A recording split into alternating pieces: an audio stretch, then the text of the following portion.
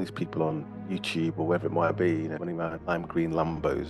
It's all nonsense. It's all hired. All these people have real wealth. It's transitory. While they're famous, it's all rented. I've had the Maseratis, the Porsches, the boats, done all that stuff. But at Dragon's Den, for example, about Tracy or Barry doesn't know their numbers. What an idiot! That's what you couldn't do unless you were white, basically. I did the first public tech deal, the highest valuation. I think it was $2 million. That business exited last year. It made those founders all multi-millionaires. You have the inputs, a formula, and an output. What I realised in the real world is you have a target output, a formula, and you find the inputs to make it work. And anyone who's selling courses telling you they've been successful in business and is selling courses, probably lying to you. If they're successful in business, they wouldn't be selling courses. I said that I do have a course. I was going to say, throw a grenade, kick the door in, throw a grenade in. Where sometimes you need to be a sniper on the hill. Piers Linney makes Den history.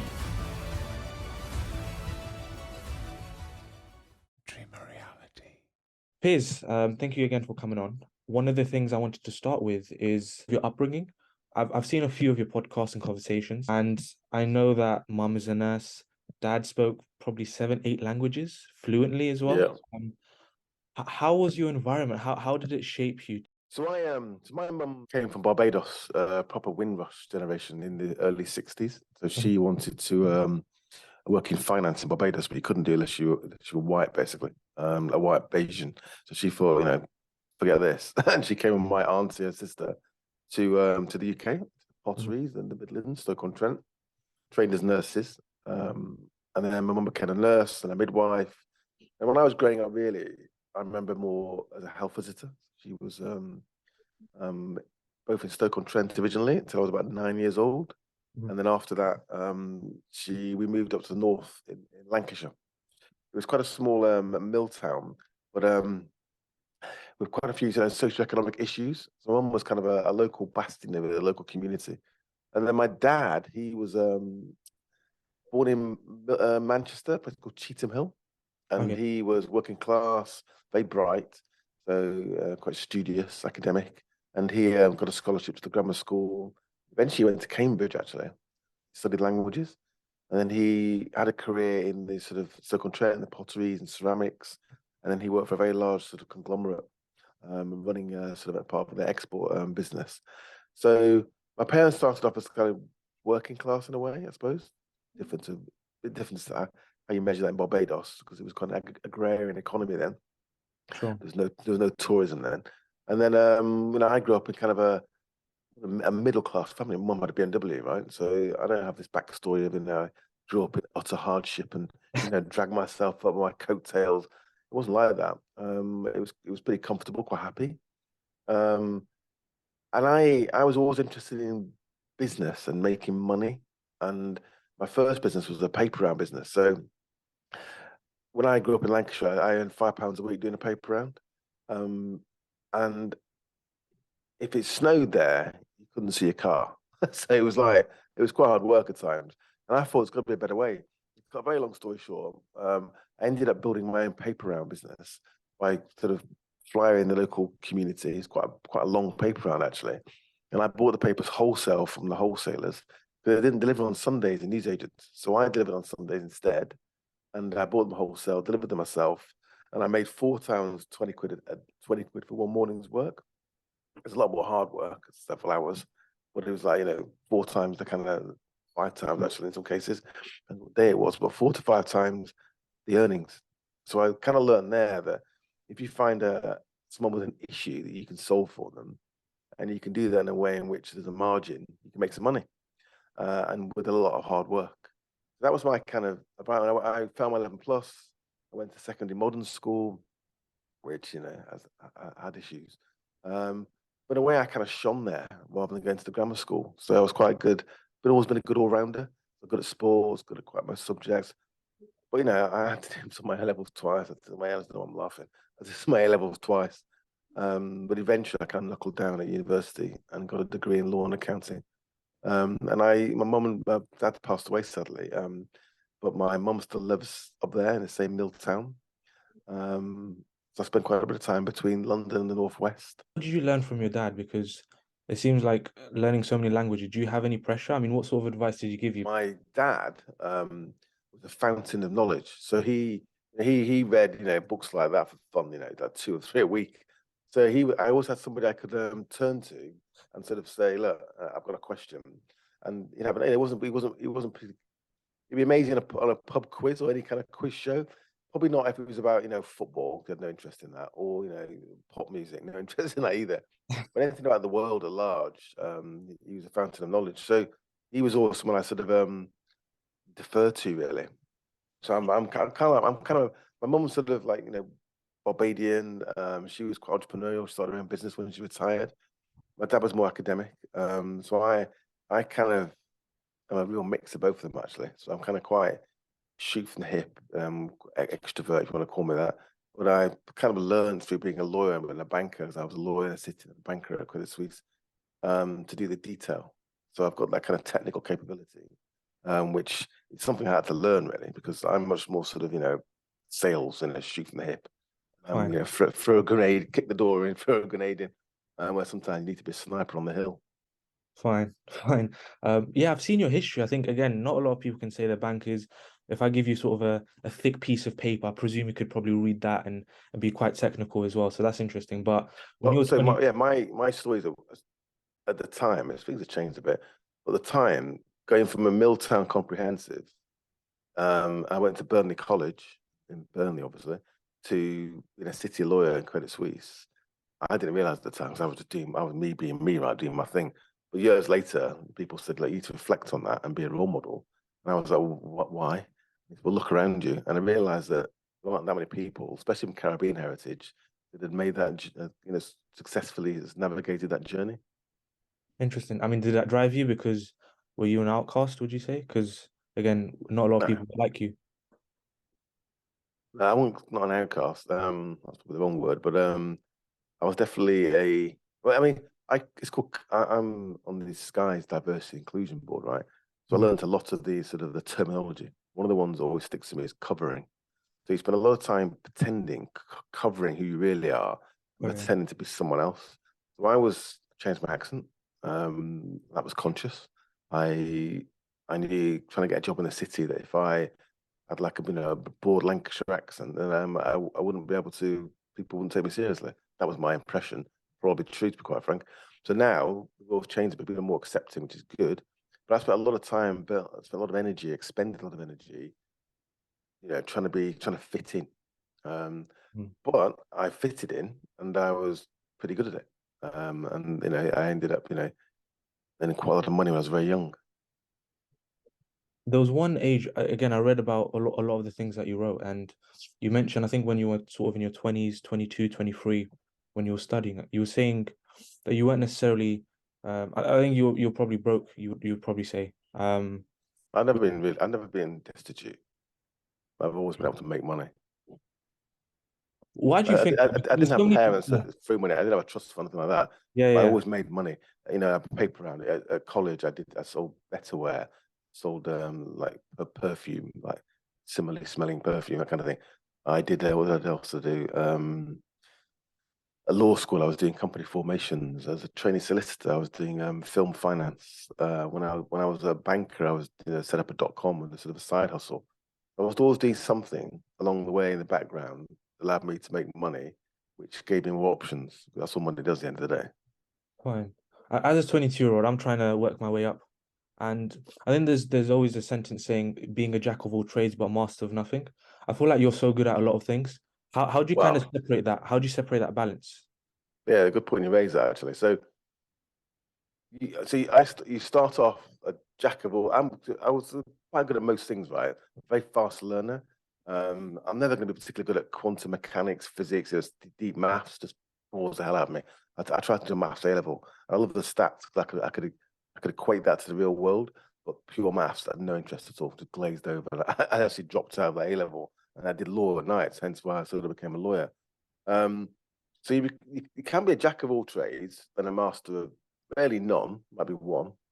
But over the years, if you imagine they've got a kind of broad ability, I've become a master of quite a few of the verticals. You know, some of them deeply, some less. You know, some I've dabbled in. But you know, it's like I made a business course here. So if you've got a startup.pierslinney.com, free for doing my business Mo blocks. But I started that for right. I need to learn about the process. So I literally designed it, wrote it, lit it, built a studio, filmed it, edited it all myself.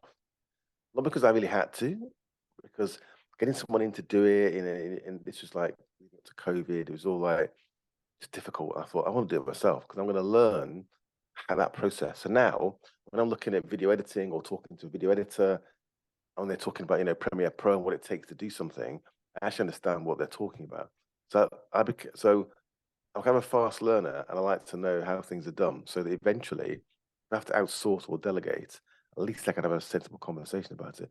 Same with writing code. I can't write code, but I understand the process and the mechanics, what a front end is and a back end is, and how a database works and what DevOps are, how AWS works or Azure.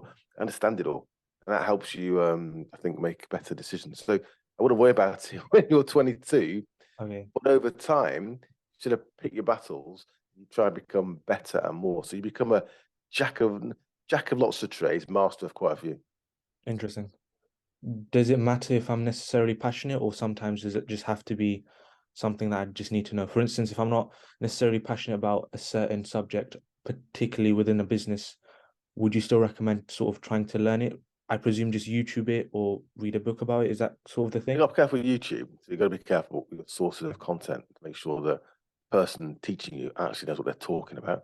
And a lot of people don't. They're just trying to flog you something because they know they can't want to. Anyone who's selling courses telling you they've been successful in business and is selling courses is probably lying to you. Because if they're successful in business, they wouldn't be selling courses. Having said that, I do have a course, I was gonna say, but I don't sell it. So I kind of made it because I realized that lots of the courses were just rubbish. Mine's much more practical, the ins and outs. It's not about I've seen it. ask the universe, and it will deliver. It's about what is VAT and do you understand a cash flow. So be careful on your source of content. Make sure they're credible. But no, it's not something to particularly worry about. I don't think you need to be passionate about everything.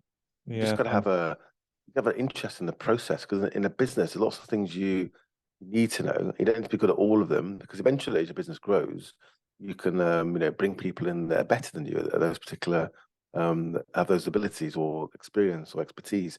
You bring them in, you delegate, you hire people that know what they're doing. But initially, you often can't do that, especially if you're starting out with limited capital. So you have to be able to sort of multitask and bring people in that can multitask as well. So it's nothing, but I'm going to be passionate about it. I'm not particularly passionate about the ins and outs of accounting, but I understand it. I've got an accounting degree. fine. I didn't enjoy my accounting part of my degree. I prefer the law part of it, but you just get through it and understand what you need to learn. But this thing on Dragon's Den, for example, about Tracy or Barry doesn't know their numbers. What an idiot! That's just nonsense. You don't expect everyone to know their numbers. But what they need to do is know the basics and how a profit and loss roughly works. And if they don't understand it, or you just struggle with it, then you find someone that can help you with it. Sure. I think your course has sort of a certain threshold that you'd expect for someone to know to run a business. Can I ask you one question, please? It'd be interesting to see your thoughts, because if I give you two exhibits, exhibit A is someone who went through your course and went on your website and tried, looking over the videos that you've mentioned that are quite practical, as opposed to exhibit 2, someone who's gone to university for 3 years studying business management, paying £9,250 a year plus interest. Who do you think in the long run would probably be able to be more successful in business based upon just their theory and learning? I don't think either is gonna. It can help you. It can ease the What's more process. beneficial? It can create. What you want to do is reduce friction. No matter who you are, what you've done, you can be flipping Elon Musk and blow up a company quite easily. It doesn't matter. It's about the opportunity is one thing. It's the execution is what, Mm. for example, my course tries to help you with. It's about, right, I want to get from A to B, and on that road, there are going to be lots of potholes I can easily fall into, especially if you've never fallen into them before, because you don't know they're there. Whereas if you're a serial entrepreneur, you kind of know where they are, so you can avoid them. So what my course tries to do, for example, if someone knew me very really really well and knew you, and you said, oh, I don't know what to do, whether to start a business, or I don't really understand cash flow or P&L or whatever. And they say, oh, talk to Piers for half an hour, have a coffee with him. He'll give you the basics. Yeah. That's what it's about. So it's about reducing execution friction, really. So you can focus on what you're supposed to be focusing on, not losing time, money, and energy, and in some cases, having your soul destroyed by bumping into all the barriers that entrepreneurs do. So, doing a business degree, having an MBA, doesn't make you. It's not. It depends what you're doing, doesn't it? Right. So if your expertise in a particular industry, and you've got a business idea, it's a good one. Having a business degree and an MBA, or doing whatever course, if it's a good one, is going to make you probably a better business person, because you're going to have more idea of how to execute. If you've done a business, my partner did a business degree. She went back to university, did a business degree, business and marketing, actually. And it's quite interesting for me in marketing, because I kind of knew marketing through osmosis. And I've read a few books, obviously, but more just doing it and listening to professional advisors. And when I looked at a course sort of work about marketing and, the kind of theory of it, it was quite interesting. So I kind of learned quite a lot from that. And I guess it's the same in business. When I did a law and accounting degree, but I studied corporate finance. So I did a lot of studies into, corporate finance theory and Brilliant Myers and things like that. So when I got into banking, it was quite interesting. I always thought that you have the inputs, a formula, and an output. What I realized in the real world is you have a target output, a formula, and you find the inputs to make it work. So you work But backwards. the real world's quite different. Yeah.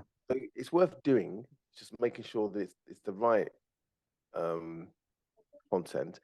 And going to university end of the day, if it's expensive, it's not just about doing a business degree. It's about a life experience as well. It's about getting out from home, finding who you are, trying other things as well, not just studying, and having some fun as well, and making friends. Because most friends you know for the rest of your life are the ones you met at university. Speaking of sort of network, I know you've got MoBlocks, which is, I think, from my understanding, a community for SMEs. Could you just tell me what that is about, and why did you create MoBlocks?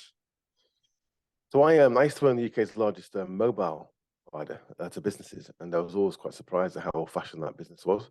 It's a bit like the banking sector, where it's quite old-fashioned, and people get overcharged, and it just doesn't change, and it's like, oh, can I bother moving from one bank to another? It's a rock and a hard place. Yeah. And I got out of the business about 8 years later. I was looking at a market that could be disrupted. I went back to that market, looked at it, and thought it hasn't changed. It hasn't changed for 8 years. So if you think about what Revolut, Tide, Starling have done in those neo banks have done in banking, so they've used existing infrastructure, banking infrastructure. I'm using telco infrastructure. They've replaced the old-fashioned bank, it's stuck in process systems, culture, all sorts of inertia. Replaced that with something new, which is customer-centric, software-driven, app-driven, and it's sort of beautiful in terms of its design. We replaced the telco with MoBlocks. So the idea was to create, the neobank of telecoms, essentially. But the opportunity is much bigger than that. So small businesses, entrepreneurs, they should be embracing, adopting all this new technology, because it helps them make more efficient, productive. And UK businesses are not as productive as they should be, partly and mostly because they're not really embracing technology, still doing the mundane. So MoBlocks is about helping small business owners and entrepreneurs with content and advice. We do articles and lives and webinars, help you understand your options in terms of technology. When you choose your options, hopefully you buy it from us or you buy it through MoBlocks. The things that we're building that you can buy from us are telco services. So things like a mobile, a phone system, broadband, connectivity. Things you might buy through us, a couple of things like Microsoft 365 or cybersecurity. And the big one will be the marketplace. So if we might do some content about what accounting package should you use, we might have 6 that we sort of recommend. When you choose one, we get an affiliate kickback. That's how we make revenue out of that. Fine. But the first product we've launched is MoBlocks Mobile. So if you're on a SIM-only contract, you should be moving to MoBlocks. It's not just about, we're kind of thereabouts in the market with consumer. We provide much more of my course and content. We're building a community of entrepreneurs and small business owners. But if you're on a business contract, say your company's got 2 to 10 people in there, and you're on a business contract with us, you can also pay up front if you want to. We're about half the price of the big telcos. I call them big mobile. And they're ripping you off, making people buy unlimited plans when they don't need it. The average business uses 6 gig of data. You don't need 200. You're paying 25, 30 quid for. You can pay a tenner. When you've got 2 or 3 employees, 10 times 3 times 12 starts to add up. Fine. Fine, that's interesting. That's interesting. Because if I think of any dragon, because I think dragon in Dragon's Den is quite notoriously known as very, very wealthy businessman. I wouldn't necessarily tie you into thinking about the SMEs, the small guys. I thought you'd be maybe thinking about sort of the big scale ups or conglomerates, which again you do have the experience of, but this is quite different. I don't think I've really seen someone with your history kind of doing this for the I SMEs. think most dragons historically had B2C or consumer businesses. And when I was on Dragon's Den, mine was kind of B2B really. So sitting on Yeah, TV, no one could go, oh, I can go and buy that down the high street. It wasn't yeah, really like that. A few more being B2B since, but I think I was the first sort of B2B dragon really. It wasn't on the high street. fine. And I was the first one did tech as well. So I did the first probably tech deal, the highest valuation. I think it was 2 million ever. And all the dragons are like, what are you doing? And then that business exited last year at made those founders all multi-millionaires. Speaking of millions, what was your first million like? Because I think everybody who's watching would probably like to kind of feel that if they haven't.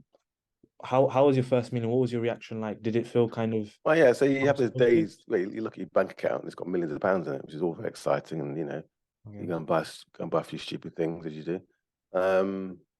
But as you go on, it becomes less about. I mean, I've had the Maseratis, the Porsches, the boats, done all that stuff. But as you as you get older, you have children. Your parents might not be around. It changes your perspective. So the thing about money is it doesn't make you. All these people on YouTube or wherever it might be. Money man in bright green, lime green Lambos. It's all nonsense. It's all hired. None of these people have real wealth. It's transitory while they're famous and it's all rented. When you generate real wealth, does it make you happy? Can you be in one room at a time? Can you drive one car at a time? Yes, you can drive a nicer car if you wanted one. But what it gives you really is options, the ability to look after people that you love, and you can travel very comfortably. That's kind of it. And the That's it. location freedom, yeah, location freedom, is something that a lot of people want to sort of aspire to. Do you feel like you've reached self-actualization? No, no, good question that. Okay, Because I'm probably that's why I drive my partner mad. I'm always looking at the next thing. So yeah, fine. I kind of stopped for a while actually. About a couple of years ago, and I was plural. So I was plural. I was on the board of a couple of things. I was on the board of the government bank during COVID. So we went from 10 million, whatever it was, facilitated to 90 million. I've seen that, yeah.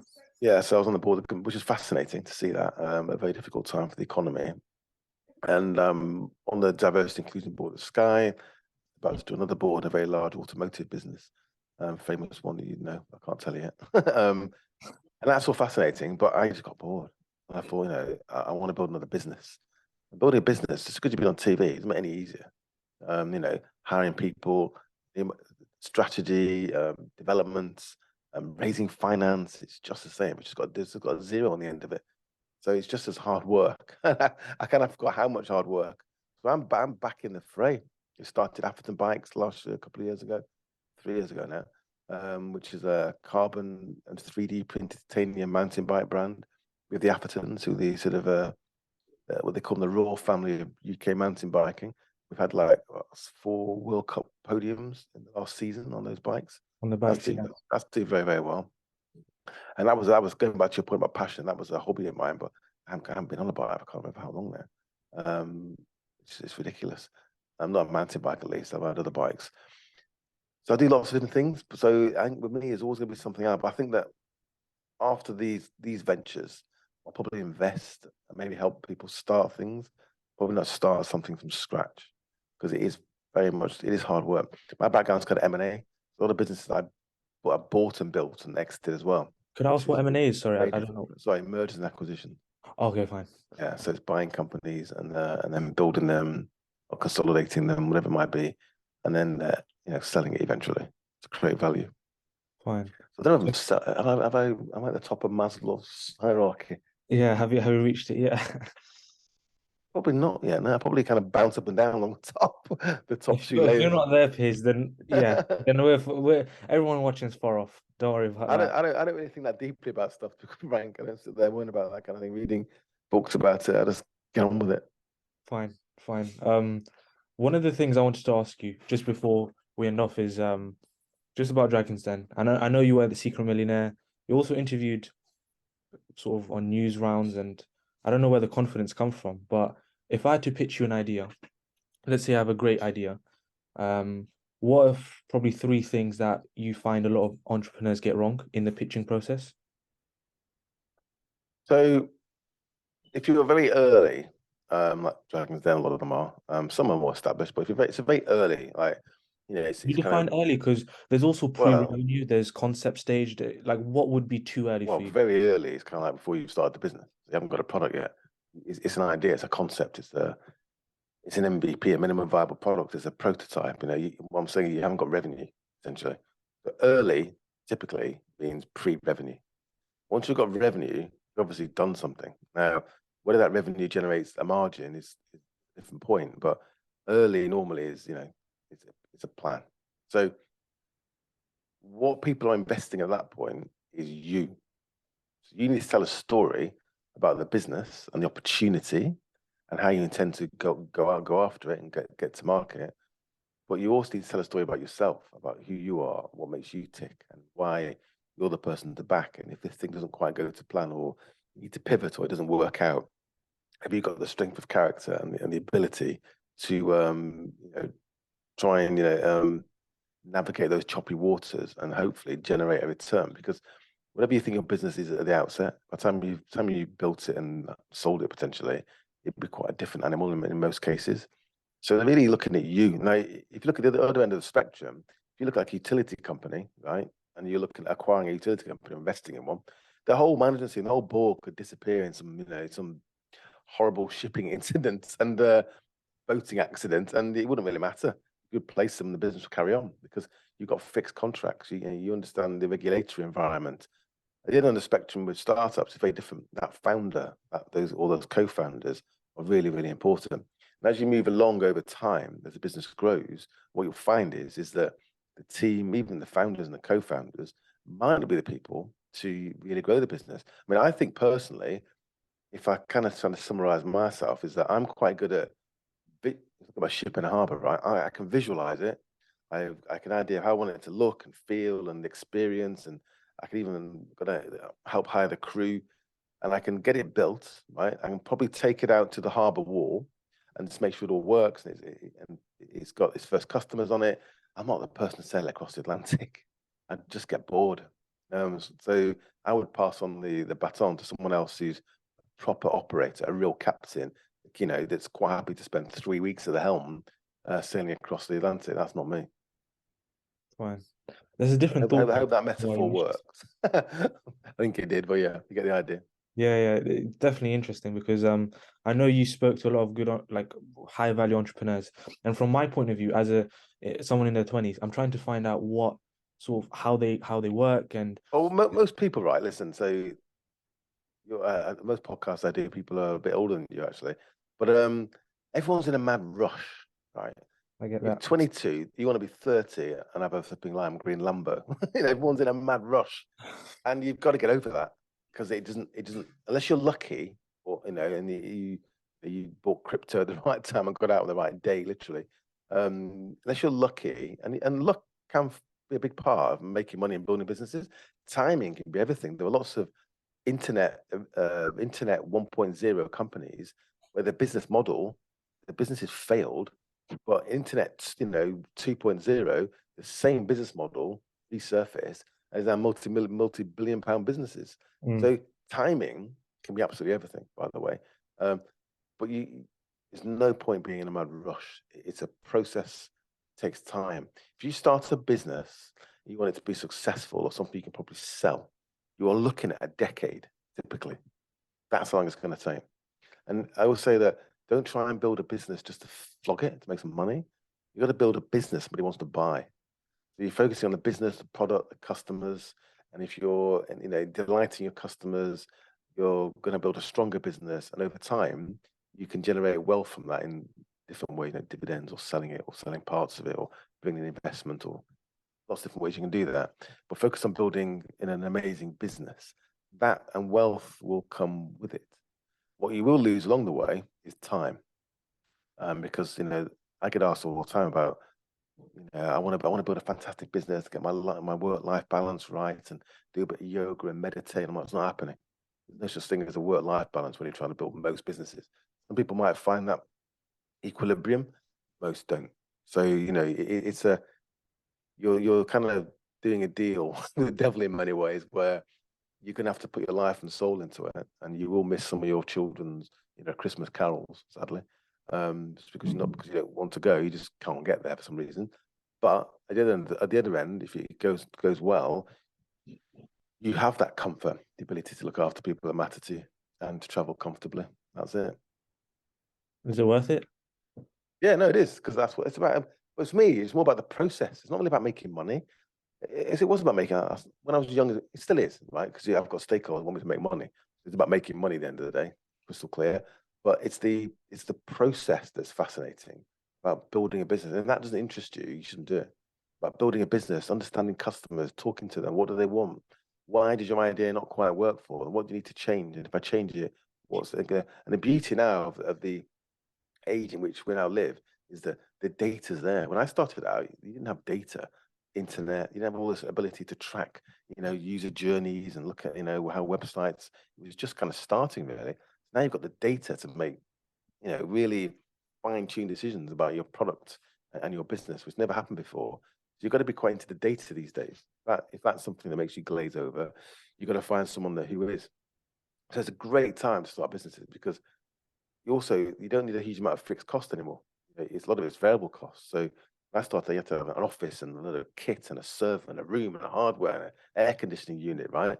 Now it's all in the cloud. You can start a business, especially obviously not a manufacturing business, but information economy style of business, where your overheads initially can be very, very low. It can be you can have the infrastructure, the communications capability, the platform which you host your services like it's tech, that are the same as a very, very large global corporate enterprise will be using.